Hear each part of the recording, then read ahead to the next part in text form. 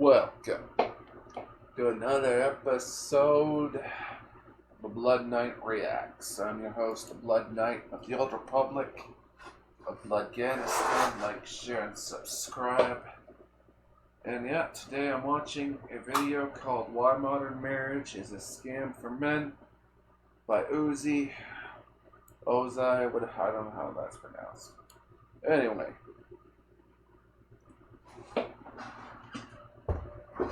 I'm your host.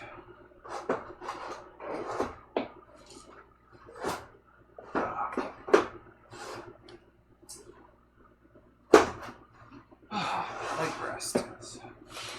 Alright. Let's see what this video is all about. There's a conversation happening in coffee shops, gym locker rooms, and late night phone calls between brothers that most people refuse to acknowledge. It's the conversation about a generation of men who are walking away from marriage at unprecedented rates. And before you roll your eyes and think this is another bit... Oh, it ain't just marriage, it's like relationships in general. Me personally, it's like I don't go out dating, I don't have a girlfriend because honestly, it's like I don't want to catch charges for fucking punching a bitch if she pisses me off to such a point. It's like I don't want to fucking catch charges with some of these women. It's like that's how bad some of these women out there are. If you're a woman out there and you're not like that, kudos. But yeah, I don't want to catch charges for punching some of these women who are obnoxious. I don't want to catch charges. I don't want to know what pisses me off to the point where I fucking hit a kid, where I hit a bitch, you know? Yeah. Bitter rant. Let me tell you something that might surprise you. I spent 3 years interviewing over 200 men between the ages of 25 and 45. Successful men, kind men, men who genuinely wanted love and partnership, and what I discovered wasn't what I expected. This isn't about men being afraid of commitment or wanting to play the field forever. This is about something much deeper. Like, who can afford to play the field? I don't got money for dating. I don't got the cash for that. Who can afford dates these days? It's like, I can't. I ain't got the cash, I don't got the capital. Quite frankly, it's like, it ain't worth it.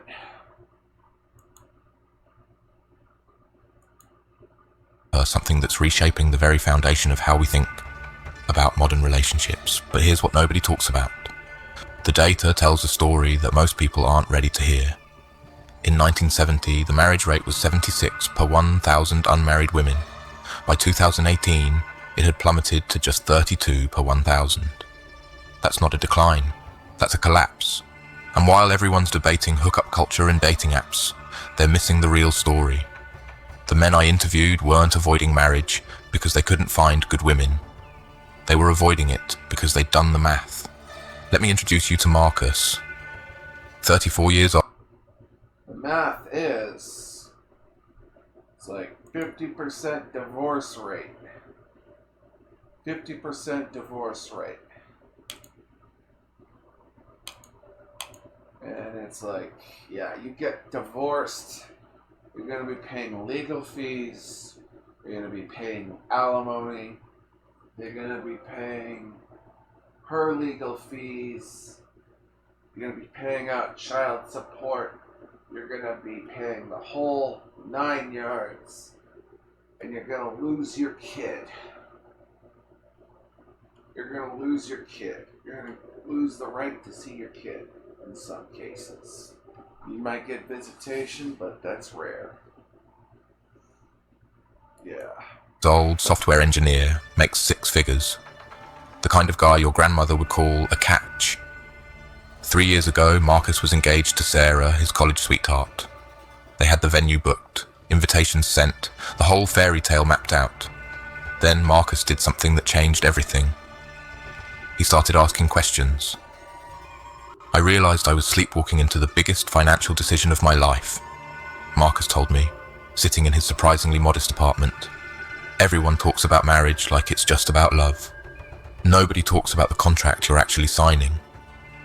And that's where this story gets interesting. Because what Marcus discovered isn't taught in schools, isn't discussed in relationship counselling, and certainly isn't mentioned in wedding planning. He discovered that modern marriage, from a purely analytical perspective, represents one of the most lopsided risk-reward scenarios a man can enter. But before you think this is about money... Oh, it's not just about the money. It's about all the money. It's about your house, your car, your assets. Yeah. Pretty much, you get divorced. It's like kiss your financial stability goodbye for the next 18 years as you dig yourself out of a fucking hole. Me personally, glad I never got married. Yeah. Let me stop you right there. Because the men I spoke to weren't just concerned about financial risk. They were talking about something far more fundamental. They were talking about a system that seemed designed to work against them from day one. Consider this psychological reality that most people ignore. In modern marriage, a man's success becomes the baseline expectation, but his failures become relationship-ending disasters. The woman who marries a man making $60,000 a year expects his income to grow. If it doesn't, it's often seen as his personal failing. But if her career stagnates, if she chooses to step back from work, if she decides to pursue passion projects that don't pay, that's supported as personal growth and self-discovery, this isn't about individual women being manipulative. This is about a cultural framework that has created fundamentally different expectations and consequences for men and women in marriage. And the men I interviewed were starting to see it clear. Yeah. It's like, you can make 60 grand a year. 60 grand a year is all well and good. But it's like, yeah. Like, you can't, if you want to, yeah. Like, if you want to pursue your passions, want to do something that doesn't pay, that pays less, but you still enjoy, it's like, yeah. Expect a lot of fucking flack. Clearly. Take divorce statistics. Everyone knows that roughly 50% of marriages end in divorce. But here's what most people don't know. Thanks to Freedom Mobile's reliable coverage, Anthony's not worried about getting a great connection on his weekend getaway. Fucking He's worried about how reliable the forecast is. So much for s'mores. When you see what it's really like when our skin touches wool, 2 unskippable ads on YouTube. wash not only makes your clothes feel softer on your skin, it breathes life into your laundry. When college-educated women initiate divorce, which happens in about 70% of cases, the financial and emotional aftermath falls disproportionately on men.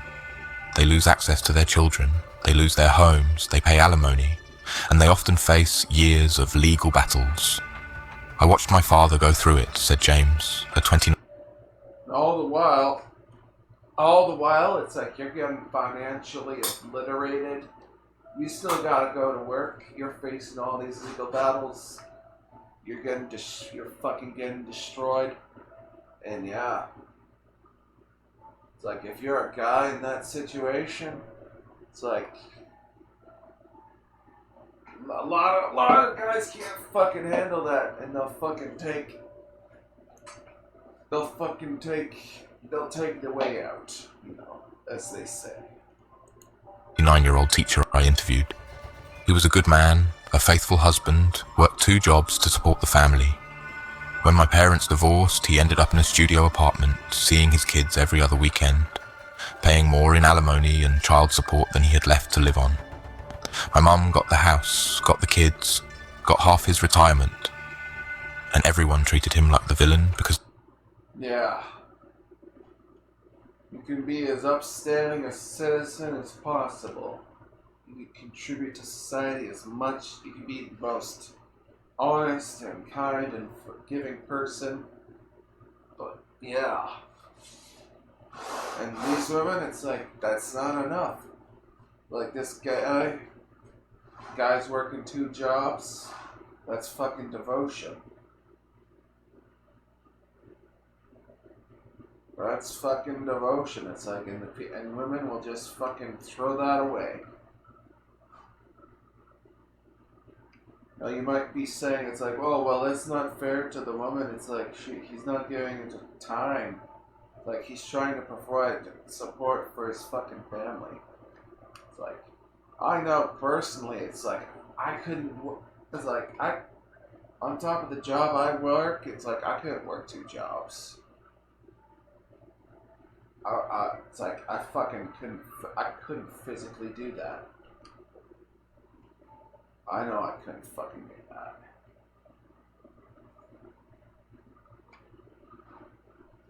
That would just wipe me the fuck out. Because the marriage didn't work out. But here's where the story takes an unexpected turn.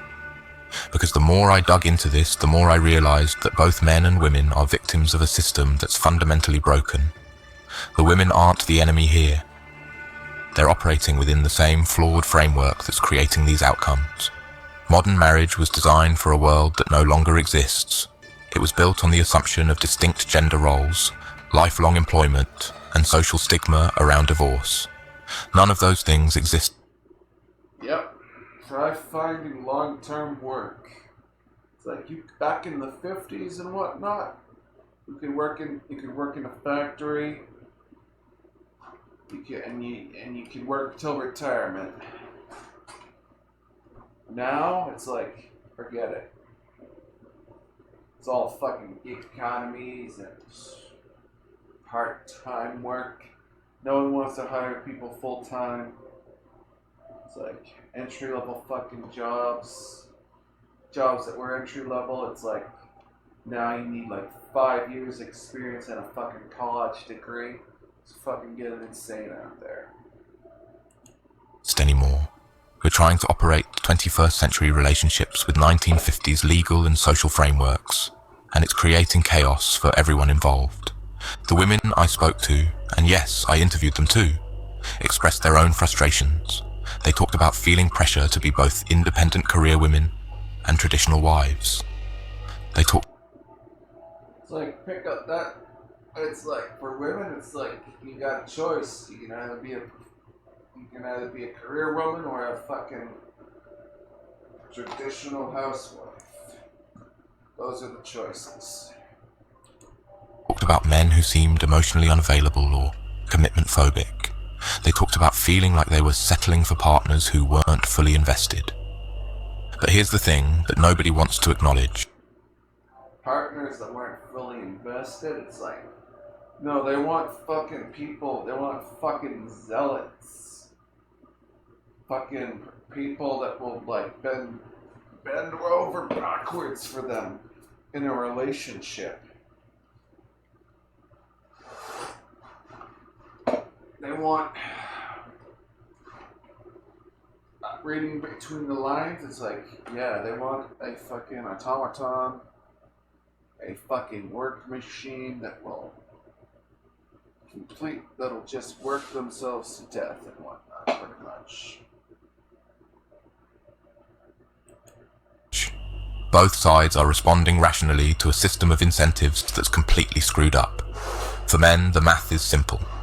Marriage offers emotional companionship and social validation, but it also offers the potential for catastrophic financial and personal loss with limited legal protection. Oh yeah. It's like it's like marriage. It's like, oh, you've got companionship and you get to raise kids. That's one benefit. But the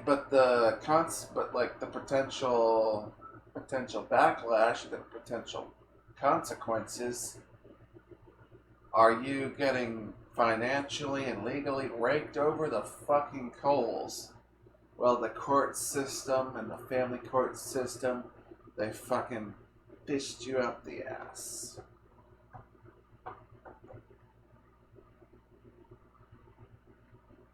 Me personally, I avoided that bullshit. Never got into a relationship. So, yeah.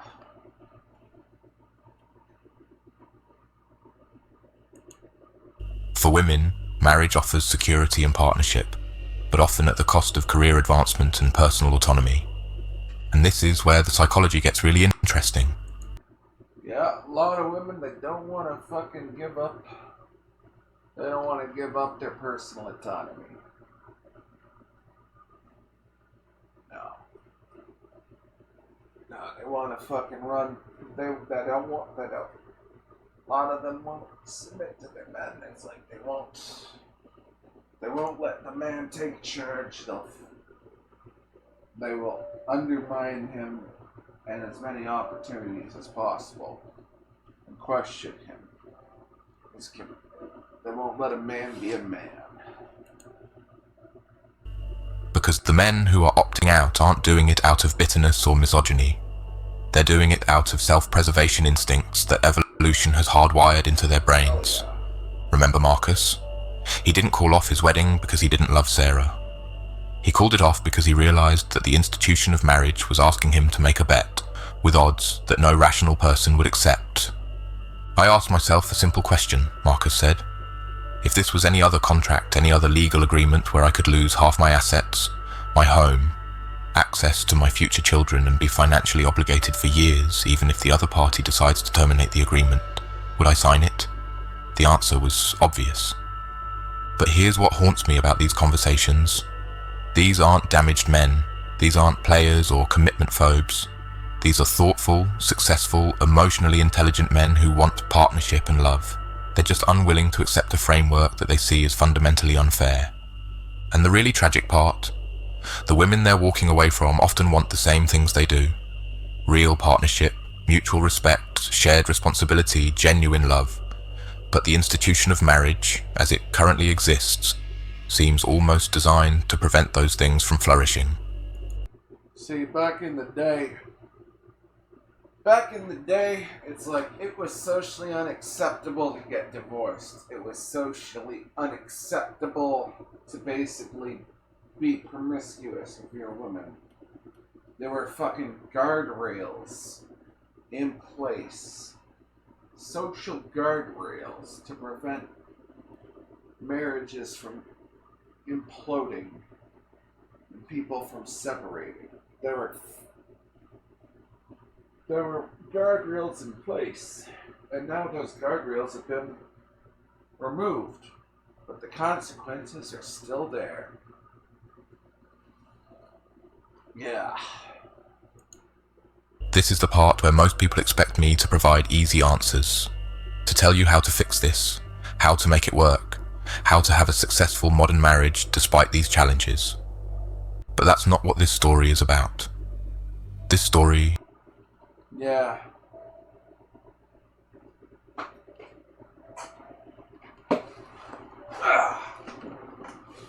Yeah. I have to wonder, though. I have to wonder what's gonna happen to some of these women. Like, I wonder. It's like, what kind of desperation? It's like, what does the desperation do? Like, it's like these women out there, some of them, they're desperate to get married. It's like, what does that desperation do to a woman? It's like, if they can't get married.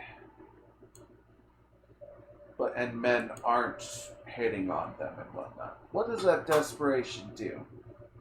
It's like, some of these women, it's like, they'll fizzle and whatnot. Or worse, it's like they'll fucking take out their anger on a fucking random guy, you know.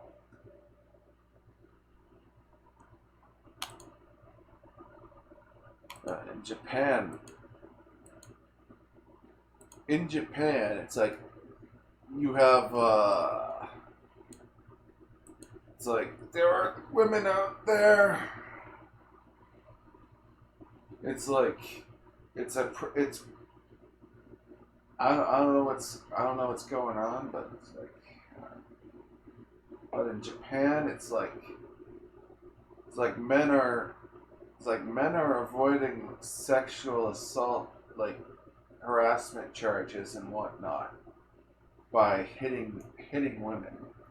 I guess these women in Japan, they're harassing guys and whatnot, and what guys will do to avoid harassment charges, they'll just clock a woman, because physical assault, it's only a few days in jail, but like harassment and whatnot, or sexual assault allegations, that could last years. So yeah, like I have to wonder.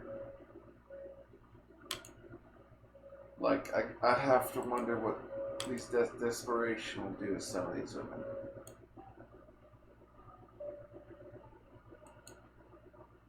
Oh.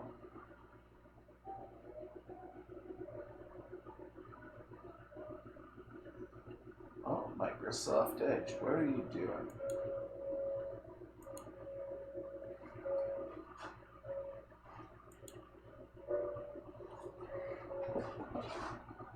What?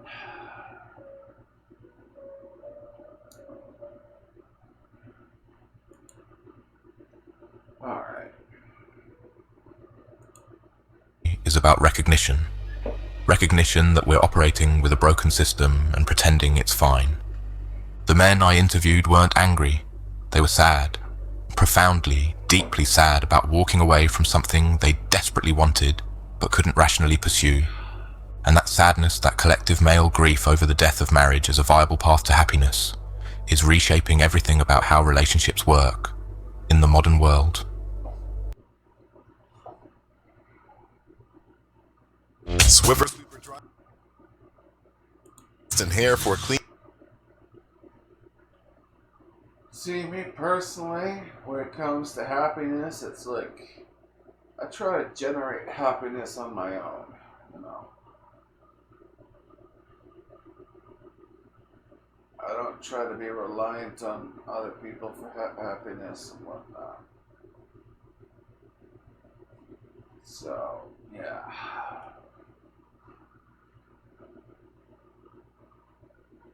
Ah, freaking ads on YouTube. Something else I discovered in these interviews, something that might surprise you even more than everything I've shared so far. The something else I discovered was this. The men who were most adamant about avoiding marriage weren't the stereotypical bachelor types you might imagine. They weren't party guys or commitment phobes. They were... Who has the fucking money to party in this day and age? I tell ya, it's like, I ain't got no fucking excess cash to go blow at a fucking bar. Who has the fucking money? Were the men who had watched marriage work beautifully in previous generations and couldn't understand why it seemed impossible to replicate in their own lives. David, a 38-year-old paramedic, told me about his grandparents, married for 67 years before his grandfather passed. They had something I've never seen in my generation, he said. Real partnership.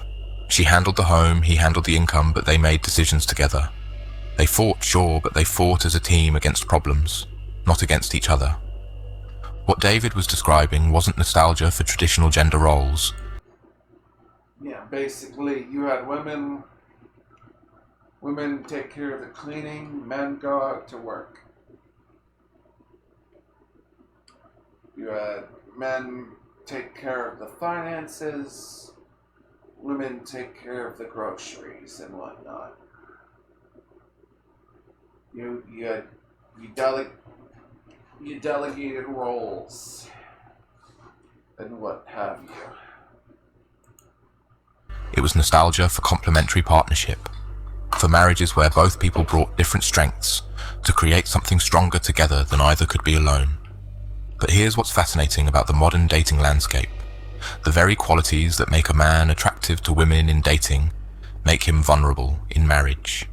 Ambition, financial success, emotional stability, the willingness to provide and protect. These traits draw women to men initially, but in the context of modern marriage law, they become liabilities. The successful man has more to lose in divorce. The emotionally generous man is more likely to sacrifice his own needs for relationship harmony.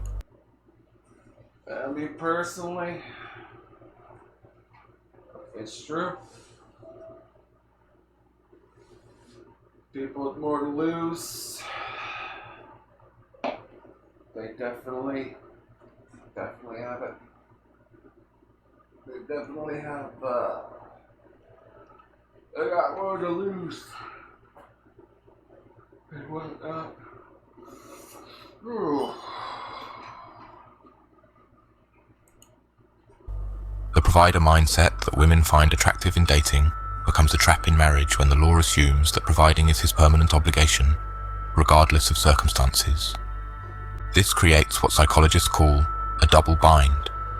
Men are expected to be traditional providers while accepting modern relationship dynamics that offer them none of the traditional protections or respect that came with that role historically.